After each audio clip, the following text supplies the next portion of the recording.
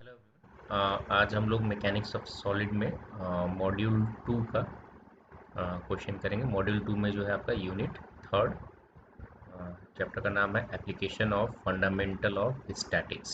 ठीक है, तो इसमें विंटर 2020 में जो है 3 मार्क्स का क्वेश्चन पूछा गया। Explain type of beams. ठीक है, एक्सप्लेन टाइप ऑफ बीम्स। ठीक है, तो कितने टाइप के बीम होते हैं वो एक्सप्लेन करना है। 3 मार्क्स से पूछा है। ठीक है, मैंने यहाँ पे जो है काफ़ी जो है 3 मार्क्स में जो पूछा है उससे ज़्यादा ही यहाँ पे लिखा हुआ है। इसको आपने जो है इतना नहीं लिखना है एग्ज़ाम में। ठीक है, क्योंकि 3 मार्क्स में ही आपको पूछा गया है टाइप्स ऑफ बीम, और फिर उसके बाद जो है दूसरा है आपका type of loading on the beam. ठीक है, और फिर उसके बाद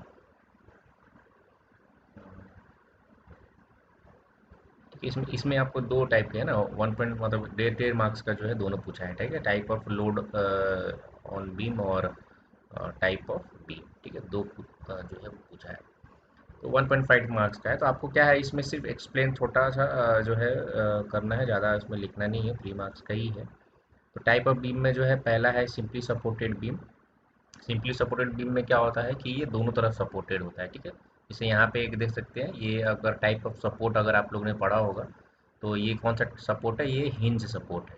ठीक है, हिंज सपोर्ट है। और ये क्या है आपका, रोलर सपोर्ट है। ठीक है, आपको पता है कि हिंज सपोर्ट में क्या होता है, वर्टिकल जो मोशन होता है वो रिस्ट्रिक्टेड होता है ना, जिसके वजह से आपको वर्टिकल रिएक्शन यहाँ मिलेगा। और हॉरिजेंटल मोशन भी जो है वो क्या है आपका, रिस्ट्रिक्टेड रहता है। तो आपका हॉरिजेंटल रिएक्शन भी यहाँ इन सपोर्ट पे आएगा। ठीक है, और मोमेंट भी जो है वो यहाँ पे आपको आएगा, क्योंकि यहाँ पे मोमेंट भी जो है वो रिस्ट्रिक्टेड है। ठीक है, रोलर सपोर्ट में क्या होता है, आपका हॉरिजेंटल मूवमेंट जो है वो रिस्ट्रिक्टेड नहीं होता है, free to move in horizontal direction. और वर्टिकल मूवमेंट जो है वो रिस्ट्रिक्टेड रहता है। तो हॉरिजेंटल रिएक्शन जो है आपको मिलता है, और इसमें कोई जो है वर्टिकल रिएक्शन मिलता है और हॉरिजेंटल रिएक्शन जो है नहीं मिलेगा। ठीक है, तो अगर सिंपली सपोर्टेड में क्या होता है, एक हिंज सपोर्ट और एक आपका जो है वो रोलर सपोर्ट रहता है। ठीक है, तो यही चीज़ है कि इस बीम में क्या है, जो है एक हिंज सपोर्ट रहेगा और दूसरा रोलर सपोर्ट रहता है। ठीक है, तो यही चीज़ यहाँ पे लिखा होगा कि this support allows to the horizontal movement of the beam. ठीक है, इसमें यहाँ पे हॉरिजॉन्टल मूवमेंट हो सकता है।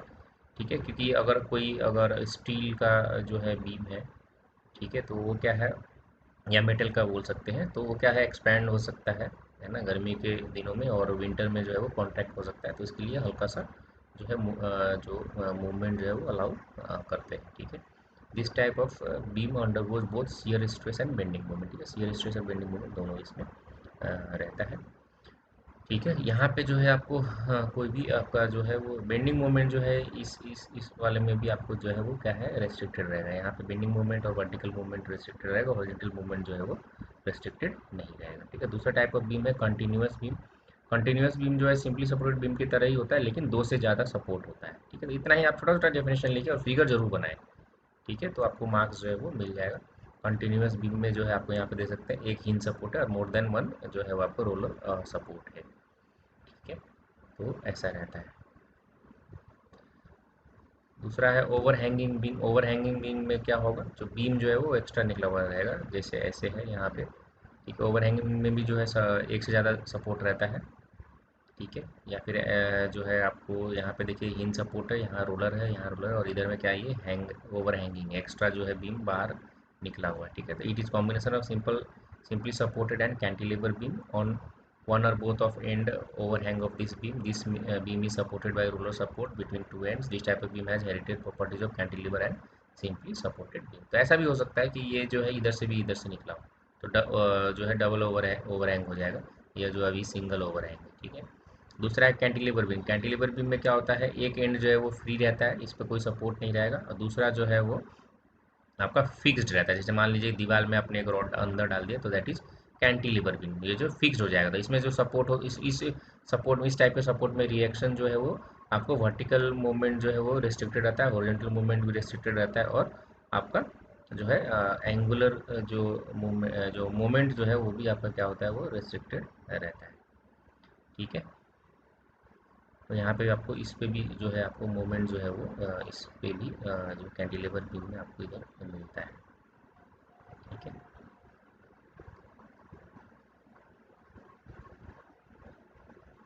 फिक्स्ड बीम जो है वो क्या होता है, फिक्स्ड बीम में जो है सेम यहाँ पे दोनों तरफ जो है बीम के आपका जो है क्या रहेगा, फिक्स्ड एंड रहेगा। ठीक है, जैसे यहाँ पे जैसे कैंटिलीवर में रहता है तो यहाँ पे क्या है, इधर भी फिक्स्ड रहेगा, दोनों साइड में आपको जो है वो फिक्स्ड रहता है।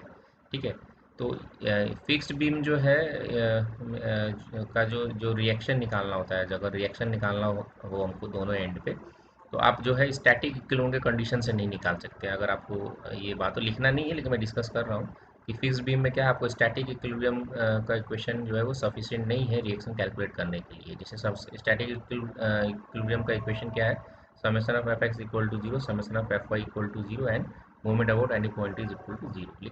लेकिन इससे इसके ऊपर जितने भी बीम है, जो कैंटिलीवर बीम है, ओवरहैंग है, कंटिन्यूस है, या सिंपली सपोर्टेड बीम है, इसमें जो है आप स्टैटिक इक्विलिब्रियम का कंडीशन यूज करके जो है रिएक्शन जो है वो बीम पे आप निकाल सकते हैं। ठीक है, तो ऐसा रहता है। तो यहाँ पे आपको जो है आप समझ गए कि सिंपली सपोर्टेड बीम में क्या होगा कि हॉरिजॉन्टल और वर्टिकल जो मूवमेंट है ये इन सपोर्ट में रेस्ट्रिक्टेड रहेगा। ठीक है, और जो है इसमें जो है ये आपका जो रोटेशन जो है वो रेस्ट्रिक्टेड नहीं होता है। ठीक है, यहाँ पे भी रोटेशन रेस्ट्रिक्टेड नहीं होगा, सिर्फ आपको वर्टिकल जो मूवमेंट है वो रेस्ट्रिक्टेड रहेगा। ठीक है, कंटिन्यूस बीम में भी आप समझ ही गए, तो रैंक समझ गए। और यहाँ पे जो कैंटिलीवर बीम है, यहाँ पे क्या है, वर्टिकल मूवमेंट, हॉरिजॉन्टल मूवमेंट और rotation, all three are restricted. ठीक है, और यहाँ पे जो है आप यहाँ पे जो फिक्स बीम है, स्टैटिक कंडीशन से क्यों नहीं निकलता है, क्योंकि अगर यहाँ पे क्या है, आपको मोमेंट भी आएगा। ठीक है, मोमेंट रिस्ट्रिक्टेड आएगा। तो मान लीजिए अगर पॉइंट ए है तो एम ए भी आएगा, और यहाँ पे बी है तो एम बी भी आएगा। और यहाँ पे जो है आपको हॉरिजॉन्टल जो है रिएक्शन रहेगा, वर्टिकल रिएक्शन रहेगा, यहाँ भी हॉरिजॉन्टल और वर्टिकल रिएक्शन रहेगा। ठीक है, तो अगर जो है आप इक्वेशन अप्लाई करेंगे तो आपको जो है जो है इक्वेशन जो अननोन क्वांटिटी है, ठीक है, जैसे वर्टिकल मूवमेंट जो यहाँ पे आएगा एक, यहाँ पे दो, दो अननोन, फिर आपको मोमेंट जो है वो एक अननोन, और ये इधर मोमेंट जो है वो कितना है आपका, तीन अननोन। ठीक है, सॉरी चार अननोन इधर आ जाएगा। ठीक है, तो आपका जो है मोमेंट जो है वो आप कैलकुलेट नहीं कर पाएंगे अगर आप जो है यहाँ पे अगर जो है इतने सारे अननोन हो जाएंगे, और इक्वेशन जो है आपके पास एक ही तीन ही रहेगा। ठीक है, summation of F equal to zero, summation of F equal to zero, और moment about any point equal to, अगर आप जीरो निकालते हैं तो moment about any point zero नहीं होगा यहाँ पे, तो मोमेंट आपको आएगा। ठीक है, तो अननोन जो है वो आपका नहीं निकाल पाएंगे। इसके लिए जो है आपको जो है आप स्टैटिक कंडीशन से नहीं निकाल पाएंगे इसको। नेक्स्ट है आपका type of loading on the beam. ठीक है, तो पॉइंट लोड जो है वो होता है एक, पॉइंट लोड क्या है, जो कि बिल्कुल स्मॉल डिस्टेंस के ऊपर एक्ट करता है। ठीक है, as compare to the length of beam. ठीक है, तो इसको हम लोग क्या बोलते हैं, कॉन्सन, इसको जो है आपको हम लोग पॉइंट लोड इसलिए बोलते हैं। ठीक है, इसको हम लोग पी से जो है जनरली डिनोट करते हैं, और सिंबल जो है आपको पॉइंट लोड जो है एरो से हम लोग दिखाते हैं। ठीक है, डाउनवर्ड होगा तो इस तरह दिखाएंगे, और अपवर्ड होगा तो ऊपर की तरफ दिखाएंगे। ठीक है, इस तरह से फिगर में देखिए यहाँ पे ये जो पी है ये हमारा क्या है, पॉइंट लोड है। ठीक है, सिंपली सपोर्टेड हमने लिया और यहाँ पे पॉइंट लोड पी दिखाया है। ठीक है, दूसरा है आपका डिस्ट्रीब्यूटेड लोड। डिस्ट्रीब्यूटेड लोड जो है वो क्या है, distributed load is that acts over considerable length, है ना, कंसिडरेबल लेंथ पे जो है पूरे एक्ट कर रहा है। ठीक है, और जो है डिस्ट्रीब्यूटेड लोड जो है हम लोग मेजर करते हैं पर यूनिट लेंथ। ठीक है, इसका यूनिट होता है पर यूनिट लेंथ में, जैसे न्यूटन न्यूटन पर मीटर ऐसे रहेगा। तो इसमें डिस्ट्रीब्यूटेड लोड में भी जो है आपके दो टाइप है, यूनिफॉर्मली डिस्ट्रीब्यूटेड हो सकता है और यूनिफॉर्मली वेरिंग हो सकता है। ठीक है, यूडीएल और यूवीएल भी बोलते हैं। ठीक है, यूवीएल को नॉन यूनिफॉर्मली डिस्ट्रीब्यूटेड लोड भी बोलते हैं। ठीक है, यूनिफॉर्मली डिस्ट्रीब्यूटेड लोड जो है वो क्या है, जिसका मैग्नीट्यूड जो है वो कांस्टेंट रहता है। ठीक है, मैग्नीट्यूड जो है वो क्या है, यूनिफॉर्म रहेगा, आपको जैसे ये दिख रहा है यूनिफॉर्म रहेगा थ्रू आउट द लेंथ। ठीक है, जैसे कि एग्जांपल में दिया है कि अगर 10 किलो न्यूटन जो है पर फीट जो है वो लोड लग रहा है किसी बीम पे, जिसका लेंथ अगर 15 है। ठीक है, तो इसका मतलब आपको क्या हुआ कि ये 10 थ्रू आउट जो जो बीम है वो क्या लग रहा है आपको, 10 किलो न्यूटन पर फीट जो है लग रहा है। मान लीजिए अगर ये 10 फीट है तो ये जो पर यूनिट फीट जो है वो 10 आपको पर फीट जो है वो 10 किलो न्यूटन लोड लगेगा। ठीक है, और 10 अगर है तो 100 पूरा मिला के लोड जो है इस बीम पे लग रहा है। ठीक है, तो यहाँ पे इस तरह से इस सिंबल से भी ऐसे भी दिखाते हैं।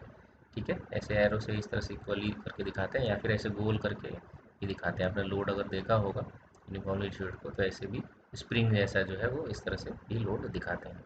ठीक है, और यूनिफॉर्मली डिस्ट्रीब्यूटेड लोड को जो है पॉइंट लोड में कैसे कन्वर्ट करते हैं। ठीक है, तो वो हम कैसे करेंगे कि इसको जो है जितना भी लोड है, मान लीजिए कि ये P है और ये लेंथ है, तो टोटल लोड कितना हो जाएगा P×L। ये कहाँ लगेगा, तो ये बिल्कुल इसके बीच में लगेगा। ठीक है, ये जो बीम है इसके बिल्कुल बीच में L/2 डिस्टेंस पे, मतलब अगर दोनों एंड के किसी भी एंड से L/2 डिस्टेंस पे जो है पूरा कंसनट्रेटेड लोड हम एक पॉइंट लोड को दिखा सकते हैं, जो कि इक्वल होगा P×L के।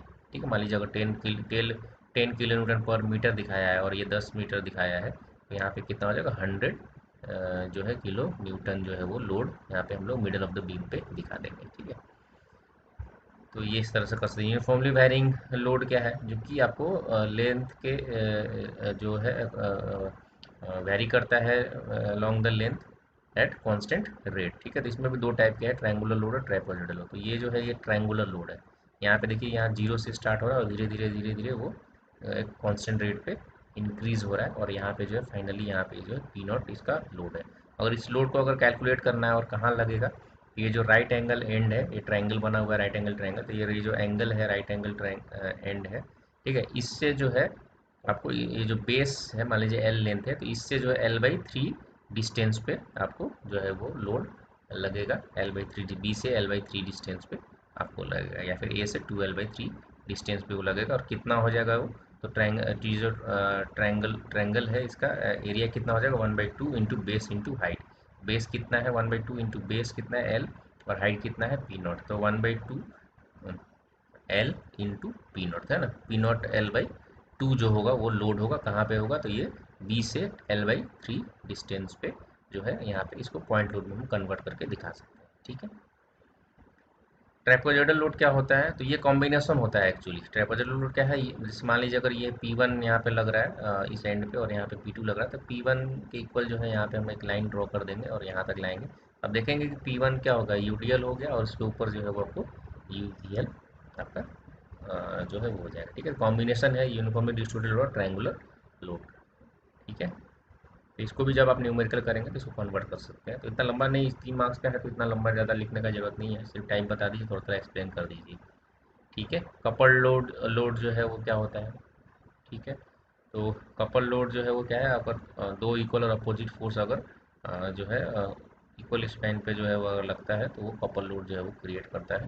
ठीक है, तो लाइन ऑफ एक्शन जो है दोनों फोर्स का क्या होता है, वो पैरेलल होता है एक दूसरे से, लेकिन अपोजिट डायरेक्शन में होता है। ठीक है, तो इस तरह के लोडिंग जो है वो कपल लोड को क्रिएट करता है। इसका यूनिट जो है न्यूटन मीटर केजी मीटर है ना, या पाउंड जो है आपको पाउंड फीट में लिख सकते हैं। ठीक है, अब एक न्यूमेरिकल है, determine support reaction for the given beam. ठीक है, तो अपने को रिएक्शन सिर्फ निकालना है, 4 मार्क्स का इसमें पूछा हुआ है, नेक्स्ट क्वेश्चन है। तो यहाँ पे आप देख सकते हैं कि ये इस तरह से ये बनाया हुआ है, ये जो है किसको रिप्रेजेंट कर रहा है, यूडीएल यूनिफॉर्मली डिस्ट्रीब्यूटेड लोड को रिप्रेजेंट कर रहा है। और ये क्या है आपका जो है वो आपको यहाँ पे मोमेंट जो है वो दिखाया गया है इस पॉइंट। ठीक है, और ये जो पॉइंट है यहाँ पे आपको पॉइंट लोड है 30 किलो न्यूटन का, और ये जो यूडीएल है ये यूडीएल को रिप्रेजेंट कर रहा है, वो है कि 20 किलो न्यूटन पर मीटर। डिस्टेंस आपको दिया हुआ है सारा। ठीक है, अपने को क्या करना होता है, रिएक्शन अगर पहले क्या करना, मान लीजिए कि इस पे जो है रिएक्शन है, वर्टिकल रिएक्शन है RAV। ठीक है, और हॉरिजॉन्टल रिएक्शन है RH ए। ठीक है, और यहाँ पे RVA। ठीक है, तो ये आपका जो है वर्टिकल और हॉरिजॉन्टल रिएक्शन जो है इस पे आप ले लीजिए। ठीक है, ये हिंज सपोर्ट है और यहाँ पे रोलर सपोर्ट है, तो सिर्फ आपको वर्टिकल रिएक्शन होगा तो RVB।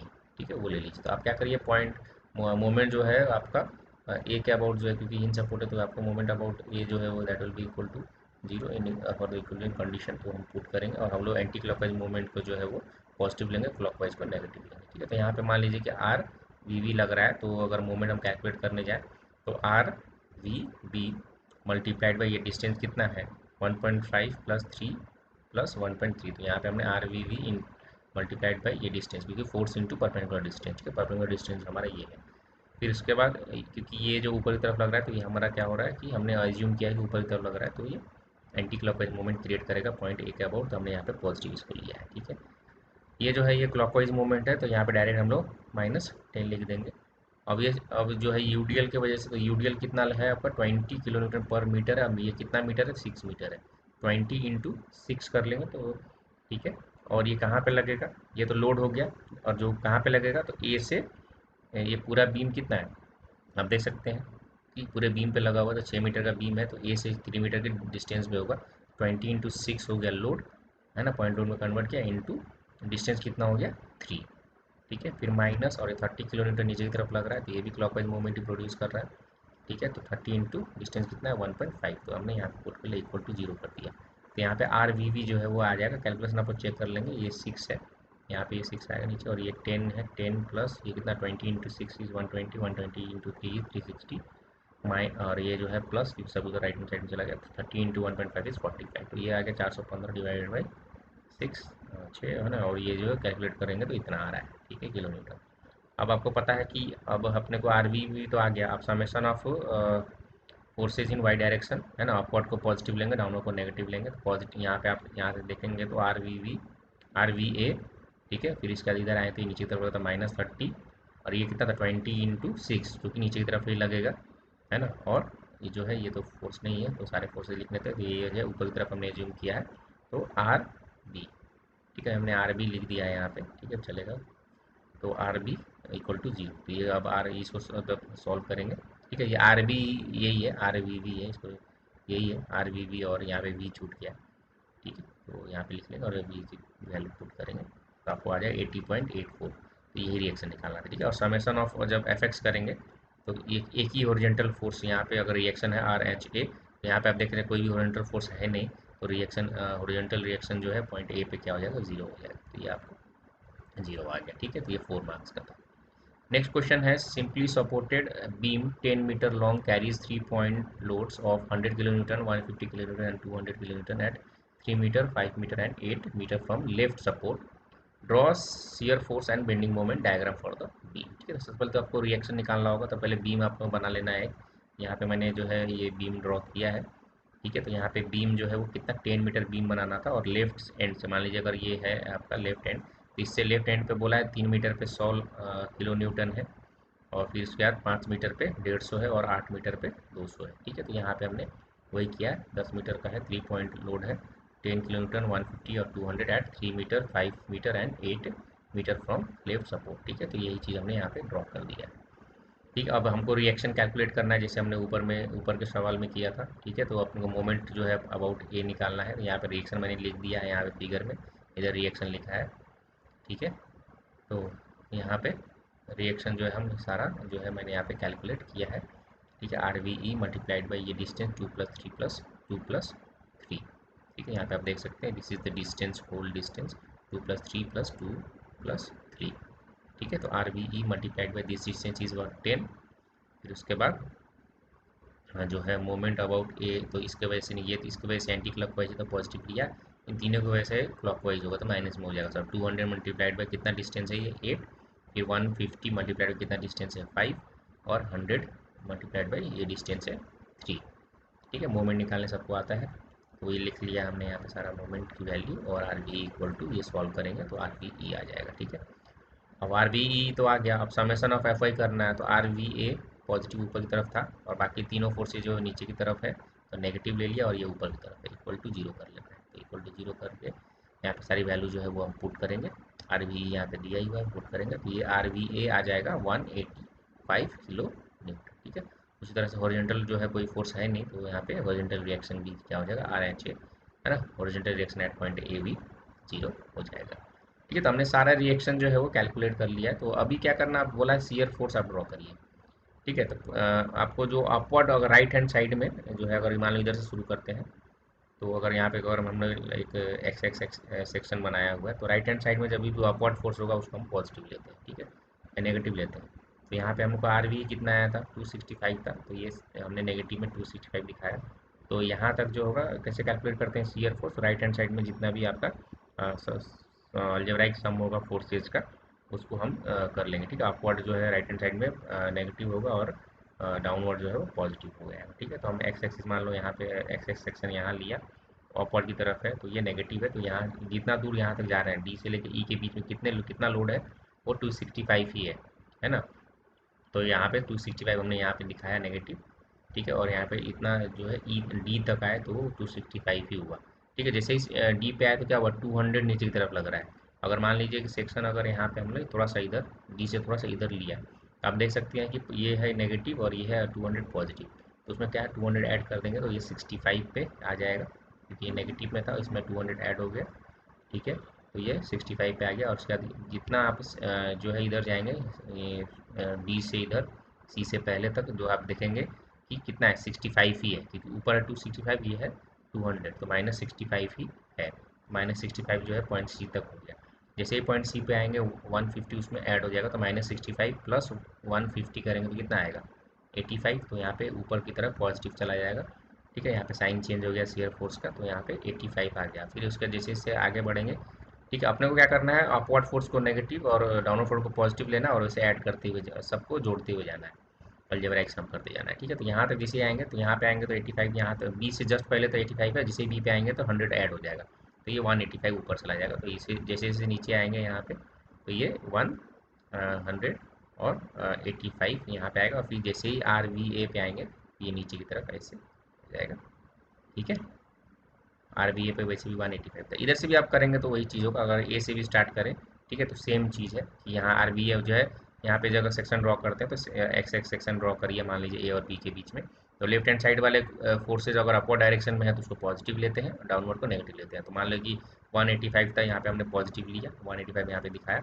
फिर यहाँ तक जैसे तक बी तक गया 185 पे, जैसे ही नीचे आए तो क्योंकि डाउनवर्ड जो है नेगेटिव होगा, तो बी के जस्ट इधर राइट हैंड साइड में जस्ट थोड़ा सा इधर आएंगे तो 100 डाउनवर्ड है और ये अपवर्ड है, ठीक है। तो 85 100 माइनस हो जाएगा तो 85 पे आ जाएगा, पॉजिटिव माइनस हो जाएगा 100 यहाँ पे। तो ऐसे ही आएंगे, सेम चीज़ है। फिर यहाँ पे आप आए 85 तक है, फिर नीचे आए तो क्या हुआ, 150 -150 प्लस 85, तो 65 -65 आएगा, तो -65 हम लोग नीचे आ जाएंगे इस पॉइंट डी सी पे। फिर इधर जाएंगे तो उसमें क्या होगा, 200 यहाँ तक तो 65 ही है, -65 पे। फिर यहाँ पे जाएंगे तो 200 और -65 -200, तो 265 नीचे आ जाएंगे। तो ऐसे आया, फिर आपका कंप्लीट हो जाएगा। फिर यहाँ पे 265 आएंगे तो इस पॉइंट पे जीरो हो जाएगा, इस तरह से, ठीक है। तो इस तरह से जो है वो आपको समझ में आ जाएगा कि यहाँ पे वैसे भी इस पे जो है आपको कितना था, आर वी जो है वो 265 का हुआ गया, ठीक है। तो सीयर फोर्स जो है आप इस तरह से आप कैलकुलेट कर पाएंगे, ठीक है। अब बेंडिंग मोमेंट निकालने का है, तो बेंडिंग मोमेंट निकालने के लिए क्या करेंगे, अभी जो है आपको सारे पॉइंट पे ई डी सी बी और ए पे निकालना है, ठीक है। तो बेंडिंग मोमेंट एट ई जो होगा वो क्या होगा, ज़ीरो होगा, ठीक है। बेंडिंग मोमेंट जो है यहाँ पे कोई भी रिएक्शन होता नहीं है तो बेंडिंग मोमेंट जीरो होगा, यहाँ पे भी कोई रेस्ट्रिक्शन नहीं है तो बेंडिंग मोमेंट को जीरो ही आएगा, क्योंकि रिएक्शन फोर्स है, रिएक्शन है मोमेंट का, तो वहाँ पे कोई आपको कोई रुकावट ही नहीं, कोई प्रिवेंशन नहीं है, रोटेशन फ्री है, तो आपके मोमेंट कोई क्रिएट होगा नहीं यहाँ पे, ठीक है। एंड पे जीरो ही है, ठीक है। तो अपने को पता है। अब पॉइंट डी पे आपको मोमेंट कैलकुलेट करना है तो कितना हो जाएगा, आर बी मल्टीप्लाइड बाई 2, ठीक है। ये क्या कर रहा है आपको, जो है आपको जो है आपने पढ़ा होगा सैगिंग और हॉगिंग, ठीक है। तो अपने को यहाँ पे क्या कर समझना है कि ये जो है इतना बीम है और इधर फोर्स लगा रहे हैं, तो क्या हो रहा है आपको, ये जो है वो सैगिंग प्रोड्यूस कर रहा है, तो सैगिंग वाले को हम लोग पॉजिटिव लेते हैं, है ना, और हॉगिंग होगा तो नेगेटिव लेंगे। या फिर ऐसे भी समझ सकते हैं कि आपको एंटी क्लॉकवाइज फोर्स है तो पॉजिटिव लेना है, ठीक है, मूवमेंट एंटी क्लॉकवाइज मूवमेंट को। तो R B multiplied by 2, R B 265 है, इंटू 2 करेंगे तो कितना आ जाएगा आपको, 530।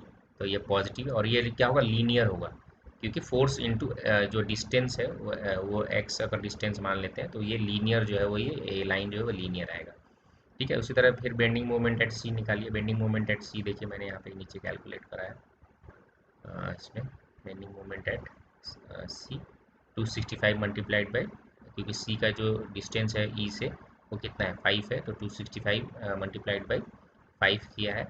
फिर उसके बाद जो है ये क्या कर रहा है आपको, ये जो है 265, ये तो positive anti clockwise movement produce कर रहा था। फिर ये जो है क्लॉकवाइज कर रहा था, 200 मल्टीप्लाइड बाई 3 माइनस कर लेंगे तो 200 मल्टीप्लाइड बाई 3 इसमें से माइनस हो जाएगा, ठीक है। तो ये आता है आपका 725 किलो न्यूटन मीटर, ठीक है। ये पॉइंट सी पे जो है वो इतना आ गया, ठीक है। उसके बाद आप फिर आगे आएंगे बेंडिंग मोमेंट एट बी, तो इस पर क्या हो जाएगा, R V E multiplied by ये डिस्टेंस कितना है 7, 2 इंटू 2 करेंगे तो कितना आ जाएगा, 530। तो ये पॉइंट सी पे जो है वो इतना आ गया, ठीक है। उसके बाद आप फिर आगे आएंगे बेंडिंग मोमेंट एट बी, तो इस पर क्या हो जाएगा, R V E multiplied by ये डिस्टेंस कितना है 7, मतलब 265 multiplied by 7 minus 200 multiplied by 3 plus 2 is 5, ठीक है। फिर माइनस 150 मल्टीप्लाइड बाई 2, ठीक है। ये कर लेंगे तो bending moment at point B आ जाएगा, that is 555 kilo newton metre, ठीक है।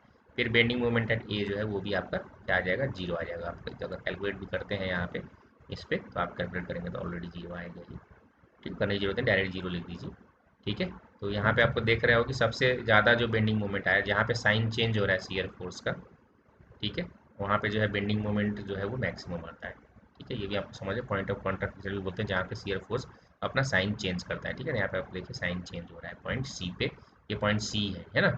यहाँ पे आपने देख सकते हैं कि हमने जो है यहाँ पे ड्रॉ किया, तो ये लीनियर यहाँ पे ड्रॉ किया 550 तक, फिर यहाँ भी लीनियर कर लाइन होगा, फिर 725 है, फिर यहाँ पे आपको नीचे आया 555, फिर नीचे आकर जीरो हो गया। ये सारे पॉजिटिव बेंडिंग मोमेंट है, ठीक है। तो इस तरह से आप शियर फोर्स और बेंडिंग मोमेंट कैलकुलेट कर सकते हैं, ठीक है। तो ये आपका जो है मॉड्यूल 2 का जो है आपका विंटर 2020 का क्वेश्चन हमने सॉल्व कर लिया। नेक्स्ट लेक्चर में हम लोग समर 2020 का जो है क्वेश्चन सॉल्व करेंगे, ठीक है। तो ये आप लोग नोट कर लेना, जो भी बेंडिंग मोमेंट जो है यहाँ पे आया है ये, और रिएक्शन फोर्स जो है वो जितना आया है, ठीक है, आर वी ई और आर वी ए, ठीक है, ये आप नोट कर सकते हैं। कोई भी डाउट होगा आप जो है आप मुझे मेल कर सकते हैं या फिर कमेंट पे लिख सकते हैं, ठीक है।